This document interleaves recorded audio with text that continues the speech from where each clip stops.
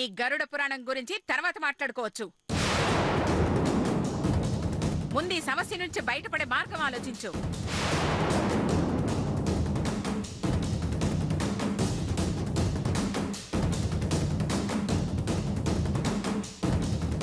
బావుగారు, మీకు 7 లక్షలు ఇవ్వడానికే నానా బాధలు పడ్డాను. ఇప్పుడు 10 లక్షలంటే నన్ను నేను నిలువునా అమ్ముకున్నా ఇవ్వలేను.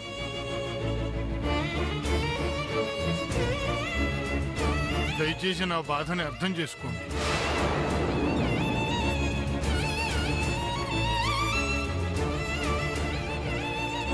ఒక ఆడపిల్ల జీవితాన్ని నిలబెట్టండి. మీకు చేతులెత్తి నమస్కారం చేస్తున్నాను.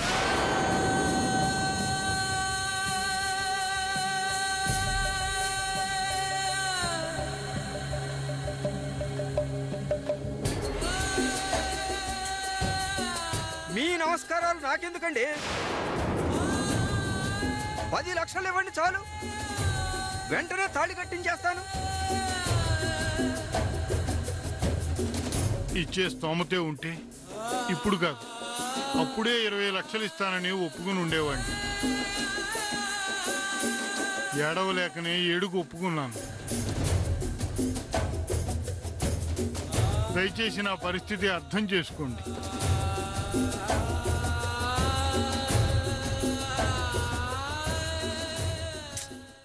లేనప్పుడు ఆయన మాత్రం ఎక్కడి నుంచి తెస్తారు శాస్త్రి గారు? మీరు కూడా ఆలోచించండి. ఏమీ లేదండి, ఈ ఇల్లు లేదా? అమ్మితే 50 లక్షలు రావా? ఎవరికి చెప్తారండి కబుర్లు?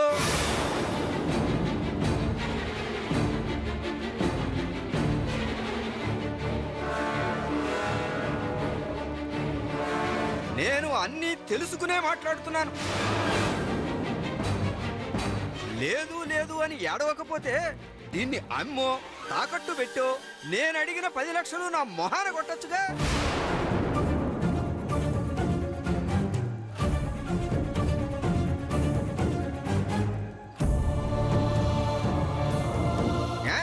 కూతురి కోసం ఆ మాత్రం చేయలేరా?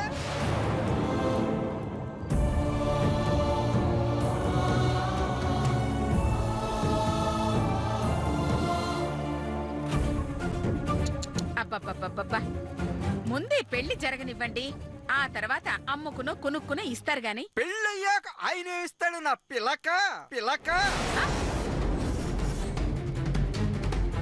నా చేతుల్లో 10 లక్షలు పడితేనే పెళ్ళి పెళ్ళి.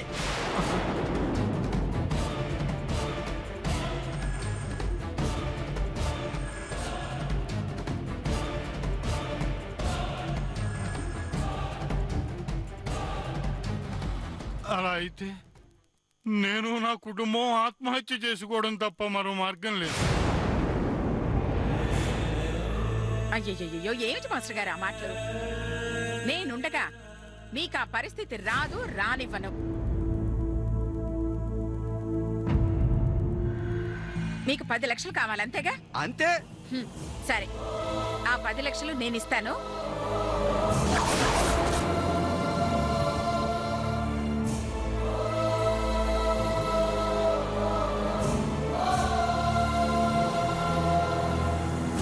ముందు ఈ పెళ్లి జరిపించండి. ముందు మనీ, ఆ తర్వాతే పని. పోయేటప్పుడు నెత్తిన పెట్టుకొని పోతారా? ఎప్పుడు డబ్బు డబ్బు డబ్బు అంటున్నారు. కక్కుర్తి ఉండొచ్చు గాని మరీ ఇంత పనికిరాదండి. సర్లే, మీ డబ్బు ఇప్పుడే మీ మొహాన కొడతాను. నాన్న చేతు. అమ్మా,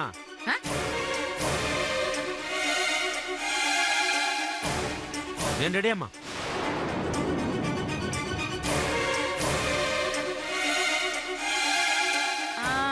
శాస్త్రి గారికి 10 లక్షల క్యాష్ రెడీ. కాకపోతే మాస్టర్ గారు సంతకం పెట్టేస్తే వెంటనే క్యాష్ ఇచ్చేస్తాను.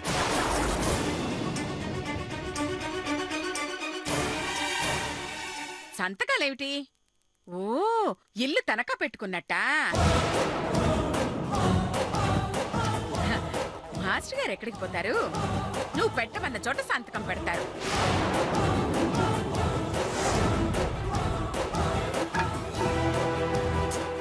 ఇచ్చి. అమ్మా నువ్వు చెప్పేది కరెక్టేనమ్మా, కాకపోతే నాకు బిజినెస్ దగ్గర సెంటిమెంట్స్ ఉండవు. సో ముందు సంతకం, వెంటనే క్యాష్.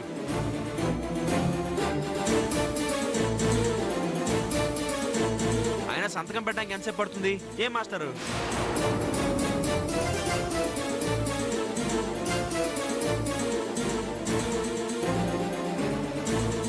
ఎక్కడైనా అమ్మ మాట వింటాడు, బిజినెస్ దగ్గర మాత్రం వాడి మాట నేను వింటాను. సరే మాస్టర్ గారు, వాడి సంతకం సంగతి ఏంటో కాస్త తొందరగా చూడండి.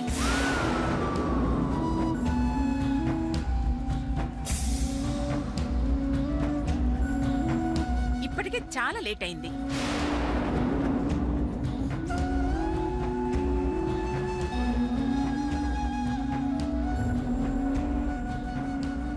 అలాగే బాబు. వద్దు నాన్నగారు.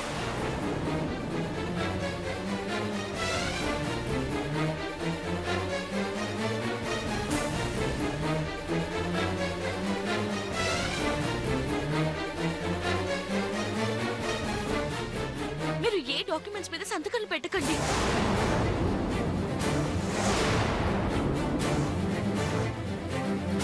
సంతకం పెట్టకపోతే డబ్బు ఎలా ఇస్తారమ్మా? వాళ్ళేదో ప్లాన్ గా మనల్ని ఇరికిస్తున్నట్టుందండి. మీరు మాత్రం వాటి మీద సంతకం పెట్టకండి. ఏం మాట్లాడుతున్నావమ్మా? మేము మిమ్మల్ని ఇరికివ్వడం ఏమిటి? అసలు ఆ అవసరం మాకేముంది?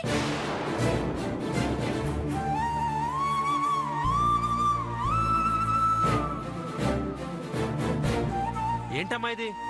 పాపం ఏదో కష్టాల్లో ఉన్నారు, సాయం చేస్తే ఓ ఆడపిల్ల జీవితం నిలబెట్టిన వాడు అవుతావు నువ్వు ఆలోచిస్తుంటే ఇరికించడాలు ప్లాన్లు అంటూ అవమానిస్తోంది.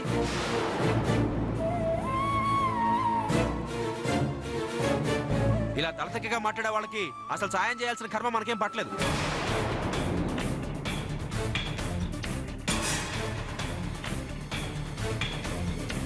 వాళ్ళ బాధలో వాళ్ళు పడతారు, మనం ఇక్కడి నుంచి వెళదాం. పదమ్మా. బాబు, చిన్నపిల్ల తెలియక ఏదో మాట్లాడుతుంది, దాని మాటలు పట్టించుకోకండి. ఏం మాస్టరు, చిన్నపిల్ల అయితే పెద్దవాళ్లతో ఎలా మాట్లాడాలో తెలీదా? మండపం కాబట్టి ఊరుకున్నా, లేకపోతేనా? ఒరేయ్ వదిలేనన్నా. ఇప్పుడు చెప్తున్నానమ్మా, పెళ్లికి ఒక్క పైసా కూడా ఇవ్వను. ఏం చేస్తారో చేసుకోండి.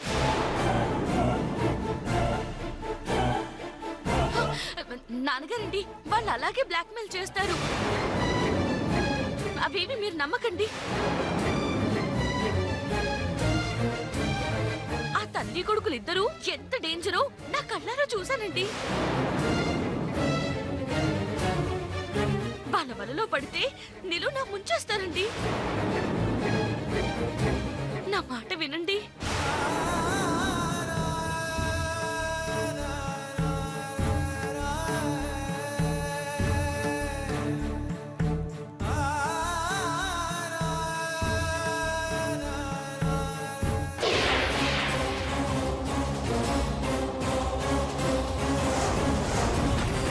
వినండి నాన్నగారు,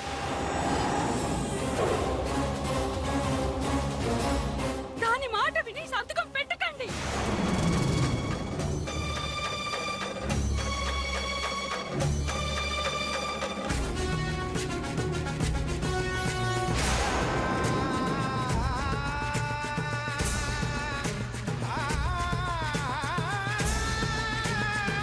నా జీవితం ఏమైపోయినా పర్వాలేదు, మీరు మాత్రం మీ ఆస్తిని కాపాడుకోండి.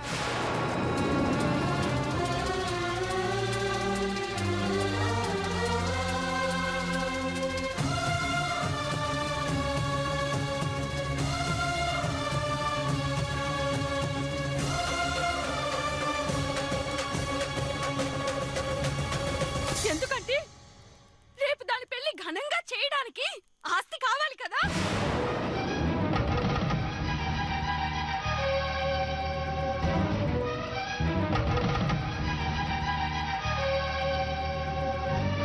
లేకుంటే దాన్ని చేసుకోవడానికి ఏ సాఫ్ట్వేర్ మొగుడొస్తాడు?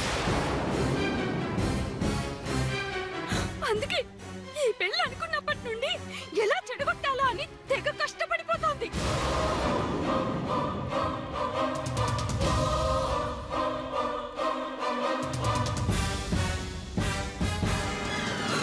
ఇలాంటి స్వార్థపరురాలు నా తోడబుట్టిన చెల్లెలైనందుకు ఛీ, నాకు సిగ్గుగా ఉంది.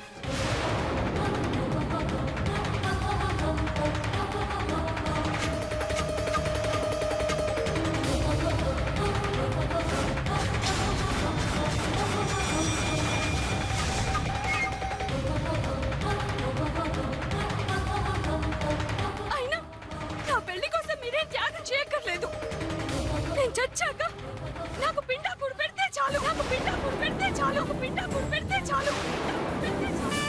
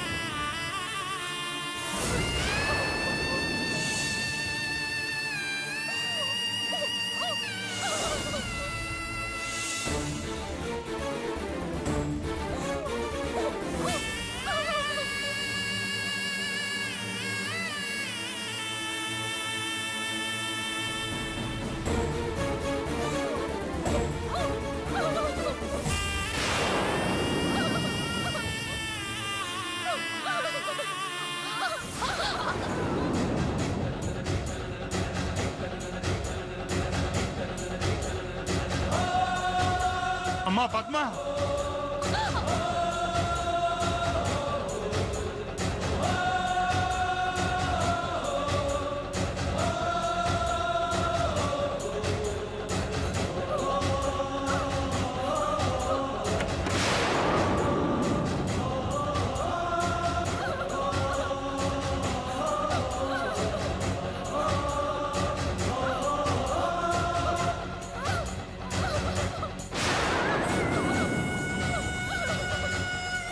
అమ్మా పద్మ, అమ్మా తల్లి పద్మ, పద్మ, తలుపు తీ తల్లి. అమ్మ పద్మ, అమ్మా పద్మ తలుపు తీ. పద్మ.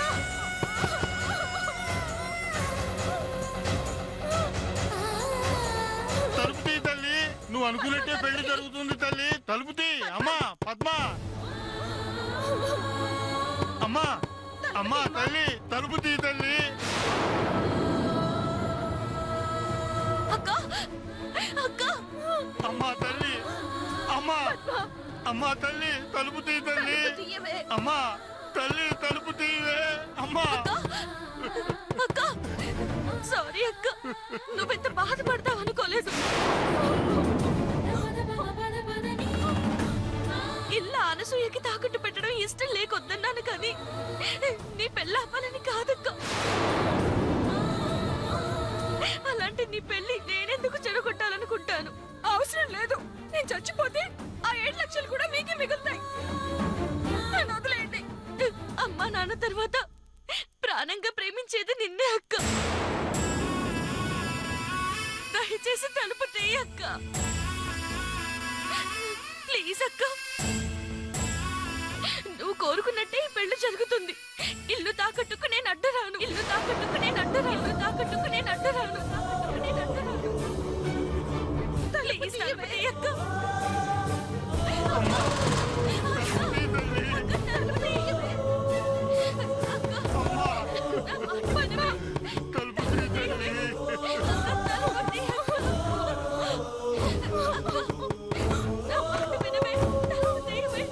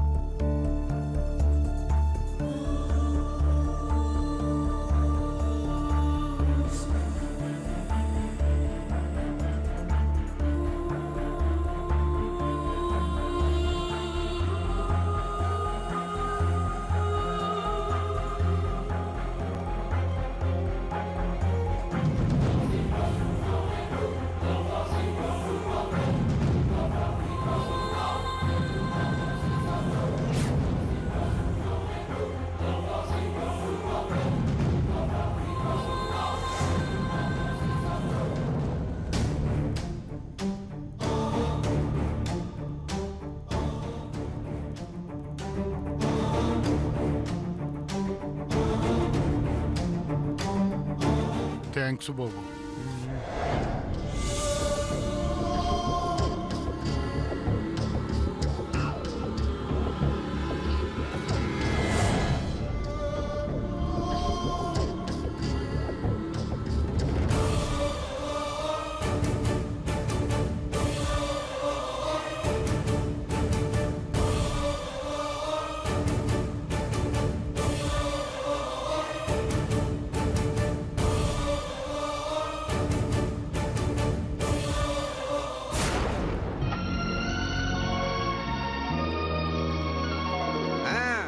మాకు కావలసిన కట్టం మాకు వచ్చింది. ఇక కార్యక్రమం మొదలు పెట్టండి. బాబు ఈ మంగళసూత్రం కట్టినాయన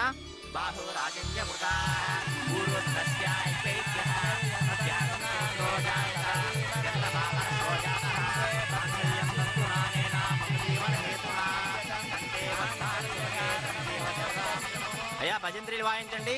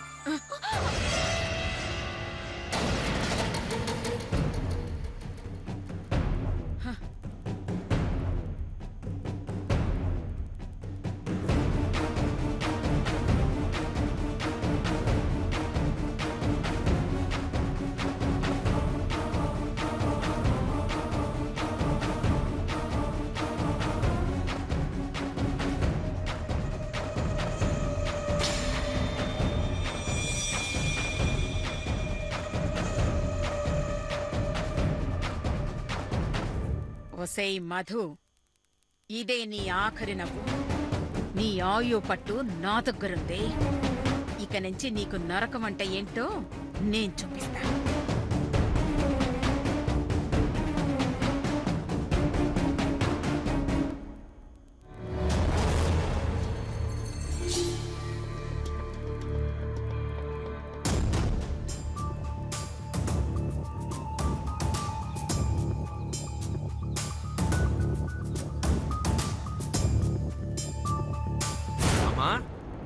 అబ్బబ్బబ్బబ్బబ్బా, అసలు నీ బ్రెయినే బ్రెయిన్ అమ్మా. దిమ్మ తిరిగి మైండ్ బ్లాక్ అవడం అంటే ఏంటో అనుకున్నాను గాని ఆ మధు అక్క పెళ్లిలో నువ్వు చేసిన యాక్షన్ ఎపిసోడ్ కి ఆ మధు రియాక్షన్ చూసిన తర్వాత నాకే మైండ్ బ్లాక్ అయిపోయిందమ్మా. తప్పు చేస్తున్నారా చేతు? చాలా పెద్ద తప్పు చేస్తున్నావు. ఏ పాపం ఎరగని ఓ అమాయకురాలి మీద అనవసరంగా పగ సాధిస్తున్నామేమో అనిపిస్తుంది. ఏంటమ్మా నువ్వు అనేది? అది అమాయకురాలేంటి అమ్మా? అది మనల్ని ఎంతగా దెబ్బ కొట్టిందో, నిన్ను నన్ను ఎంతగా అవమానించిందో మర్చిపోయావా? ఆ రాక్షసి మీద జాలేంటమ్మా? లేదు చేతు, జరిగిన దానిలో మన తప్పు కూడా ఉంది. మన ప్రవర్తనే కరెక్ట్గా ఉండుంటే ఆ మధు మన దారికి అడ్డొచ్చేది కాదు, మనకు శత్రువు అయ్యుండేది కాదు, మనం పగబట్టే పరిస్థితే వచ్చుండేది కాదు.